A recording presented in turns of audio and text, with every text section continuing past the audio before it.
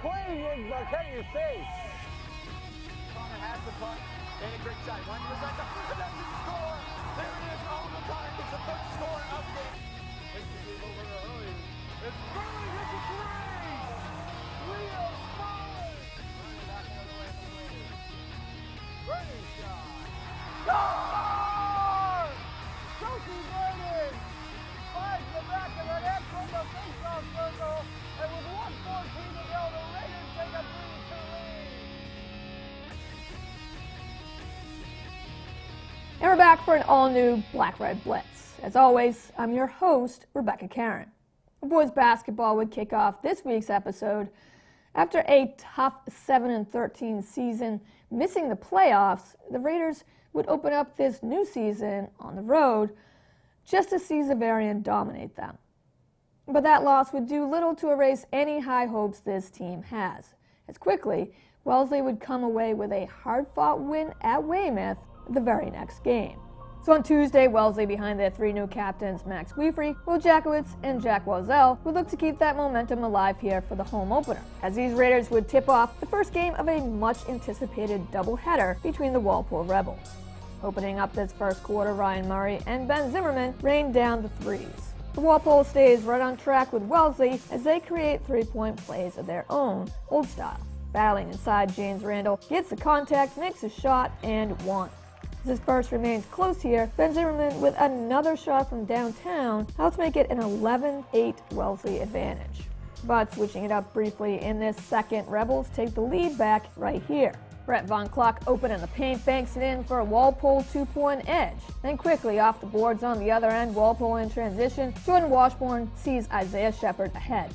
Shepard sinks in the fast break layup, Raiders call timeout, and Rebels have a 4-point advantage, 19-15.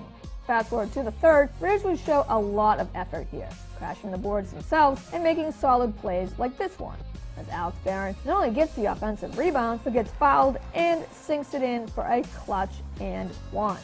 That gives Wellesley a 29-21 lead. Jordan Washburn would answer right back though for Walpole as he picks up the loose ball, calmly steps back, and nails the tray. Wellesley still closes out the third though, leading 39-33, but still can't pull away with this game yet. And so it's not until we hit the midway point of this fourth and final frame where the Raiders define the outcome of this game. Sparked first by this corner tray by Ryan Murray, whose shot could not be more clutch late in the fourth. That makes it a 9-point Raiders lead, before Jack Wazell dishes it inside to Max Weefrey for the dagger and one. Ryan Murray in three-point beast mode lights it up from downtown once again, and that shot can officially make this game, as Walpole can't recover from a double-digit deficit. The Raiders make it a final here. It was a battle for most of this game, but Wellesley worked hard for their first victory at home, pulling away in the fourth and winning 57-44 over the Rebels. And that puts these Raiders at 2-1 early into their season.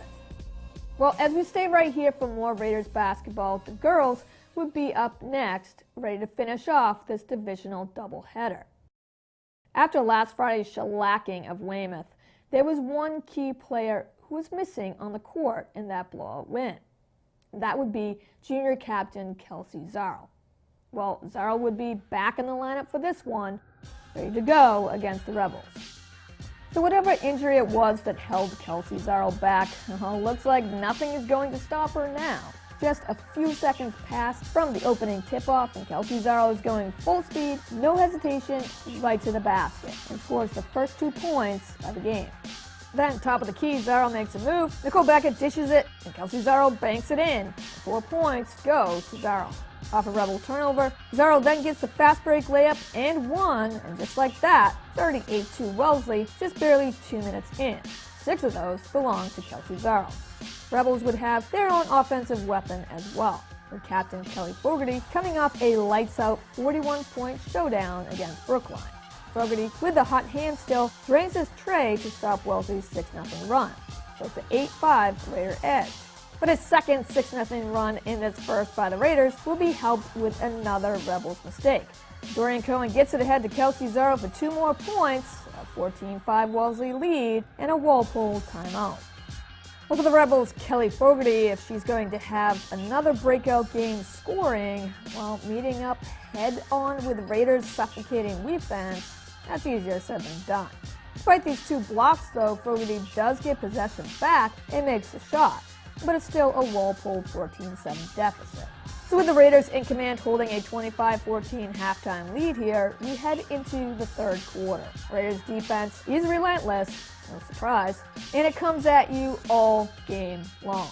Especially leading the charge in this game is tri-captain Leo Sperling, as this quarter definitely sets the tone for the game, and it's all Raiders. As each minute ticks away, the lead now is 33-16, with these 2 points going to Brooke Briefly. Bad news for Rebels, fantastic for Raiders, as Kelsey Zaro swings it outside to a wide-open Leo Sperling, who drains it from downtown. And that is how you do a 13-2 run, open up the third. Walpole, out of desperation, now has to call a timeout. Well, the Raiders might as well start chillaxing here, already up 38-16. And so in back-to-back games, Wellesley completely dominates their opponent. And this time, the Rebels are held to only 35 total points as a team, because I don't think Wellesley is ever going to allow a player to come in put up 40-plus points. Just saying. So the Raiders demolish the Rebels here as a final 57-35. This win completes a great night for Raiders basketball as both boys and girls take care of Walpole, sweeping the Rebels by a combined 35 points here at home. Well, after giving it their all in the MIAA playoffs last year, losing just barely in the first round to a tough Franklin team who would eventually be the Division I South state champions, this Raiders boys hockey team would already have to face some tough challenges to open up this new season. Gone are key players like seniors Carter Huff, Kevin Ward, Sean Cox, just to name a few. Standout freshman Owen O'Connor has since left, and Ethan Murphy, who made solid contributions as a junior last year before going down with a tough injury, is not able to play this year. But that just means now is the time for others to step up. We saw plenty from juniors Zach Dowdy and Nathan Brown just a season ago. Well, now they are senior captains, and knowing how to win, both will be ready to lead with experience. Goalie Teddy Darcy is more than qualified to replace Andrew Johnston, who was solid in net. Mix that in with a ton of young players eager to play, and the big guys like Teddy Goss and Jack Hubbard overpowering the first line, this season should be fun to watch. Winning on the road at Quincy and Weymouth, the Raiders would now have a much tougher test in their home opener, also against the Walpole Rebels. Defensive opening period gets us a scoreless tie heading into the second. Momentum looks to be all Walpole, as their offense just lights up here. In the neutral zone, Patrick Donovan quickly takes the puck and feeds it ahead to Tyler Page. Page gets by Chris Carey and just buries it glove side for a Rebels 1-0 edge just minutes into this period. Less than 20 seconds later, Cameron Martin sees the puck deflect off Ryan Keeter's skate. Gets possession, flies down the ice and from the slot. Martin's slap shot doesn't miss, finding the back of the net. And suddenly, in a matter of seconds, Wellesley finds themselves down 2-0. Though we're still in this second period, you could say the dagger already comes right here, as Michael Timson's wrister gets deflected, but suddenly the puck completely drops down and somehow bounces off the ice and into the net. What a crazy deflection. I mean, how can you even defend that? Put that down as an insane play, but also unfortunately put that down as yet another Rebels goal scored in this period, the second from Tyler Page. Wellesley would get very few opportunities here offensively to even try and get a shot on goal past goalie and tri-captain James Corcoran, which is not only frustrating, but you can't make a dent in any kind of deficit in any sport if the opposition continues to dominate time of possession. Walpole wouldn't score again in this third and final period, but they already did enough damage in the second. So that 3-goal advantage goes for a final here as the Rebels shut out Wellesley 3-0.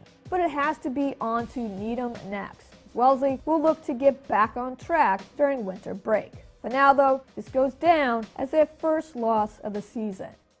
That does it for this episode. A quick reminder, as we go into winter break, there aren't too many Raiders games to cover as 2016 comes to a close.